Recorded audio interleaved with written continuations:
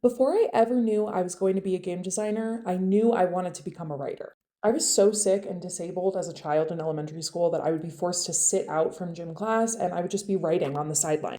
My first masterpiece was this short book about two twin sisters that find a genie lamp and make three wishes, and they go horribly, horribly wrong. At the time, I didn't know I was autistic, and it resulted in me gravitating towards something that I had control over when my life felt impossible to handle. The worlds I created were mine and mine alone, and gave me an outlet to understand human personality and socialization and expression. Truthfully, writing became my lifeline to feeling more human. This head in the clouds behavior that some of my teachers admired and some of them found to be profoundly annoying continued on until I was an adult. One night in college, after I had had a dream that I was being chased around by a bunch of ghosts, I ended up waking up and coming up with this idea for a visual novel concept for a video game. I went out and bought a $1 composition book from the dollar store and took it with me to literal choir rehearsal at 7 p.m. at night and was hiding it behind my music so I could write dialogue.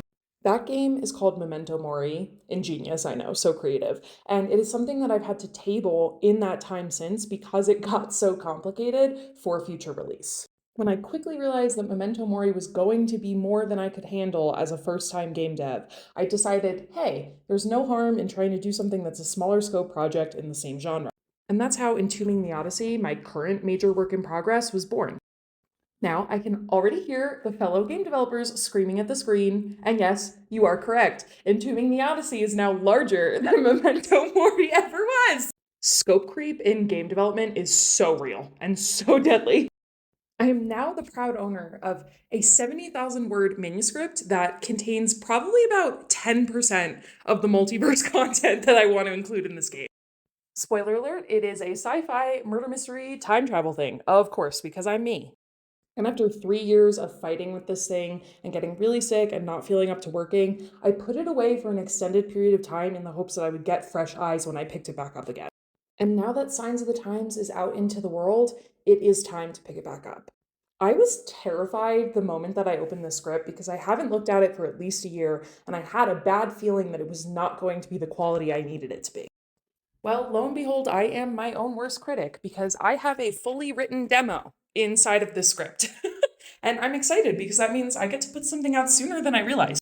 That is not to say that there were not problems with the script when I opened it up. It is a mess, and there are aspects of the plot that genuinely don't make sense with the way that the current outline works that I need to completely scrap. But the longer that I kept looking at it, the more that I realized the major hurdle I was running into was forcing myself to fit into the visual novel genre when this game is better suited to be a point and click adventure. This will allow me to tell the story I want to tell without inundating myself with an impossible amount of writing.